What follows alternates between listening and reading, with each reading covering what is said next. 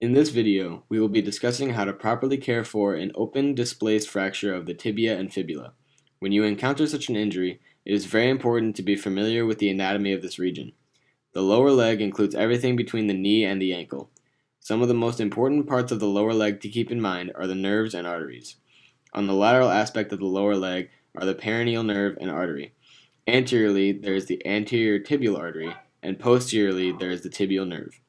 If these are ruptured, the damage could be permanent if handled carelessly or without early advanced medical care. How to recognize these issues will be discussed later in the video.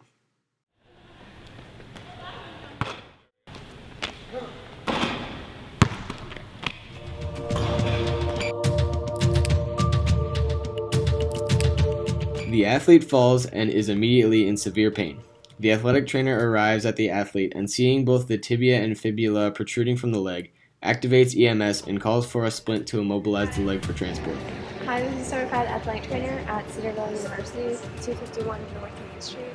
Currently in the Godin Fieldhouse at the University Medical Services entrance. We have a male athlete, 6 foot tall, 180 pounds with a possible tibia and fibula fracture. At this point, we're in need of transportation for him, and we will be meeting you at the University Medical Center entrance. Just let me know what else you need from me, and I will be on the line until you get here. When beginning wound care, it is important to clean the wound before dressing it to reduce risk of infection.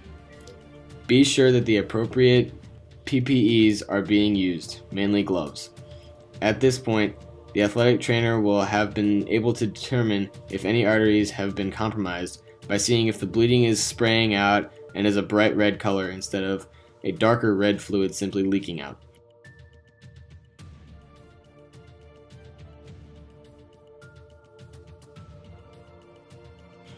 A student aide arrives with the vacuum splint and removes the athlete's shoe and sock by cutting them off before beginning to check for circulation and neurological function and sensation, while the athletic trainer continues to pack the wound with gauze and hold the leg stable.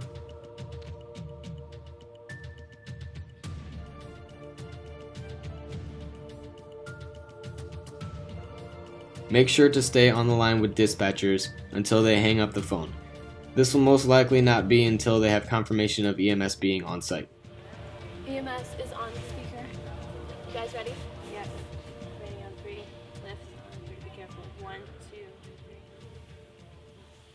The next step is to apply the splint. The leg is lifted slightly off the ground so the splint can be slid underneath the leg and secured by the Velcro straps over the top. Make sure that the splint runs at the very least proximal to the knee joint and distal to the ankle, while leaving the toes exposed to check for circulation. Once the splint is secured on the leg, the air is sucked out with a hand pump, causing the splint to go rigid and immobilizing the leg. Continue to speak to the athlete and assess responsiveness as well as signs of shock. Check circulation and neurological function until EMS arrives on site to transport the athlete. Once EMS arrives, give them any details or observations that were made so that they can document accurately and inform the hospital of the athlete's condition in order to prepare for the arrival of the athlete. EMS has arrived on the scene. Amanda, go meet them so you can help with transport.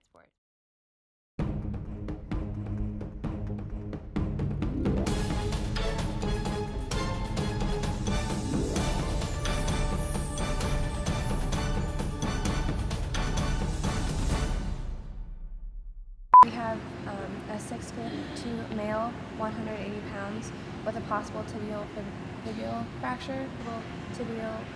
I said it again. I said tibial. 6 foot tall, 100 pound male athlete with a possible tibial fibular. Tibial. What is it? Hey.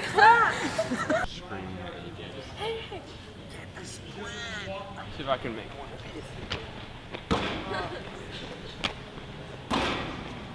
Camera's on.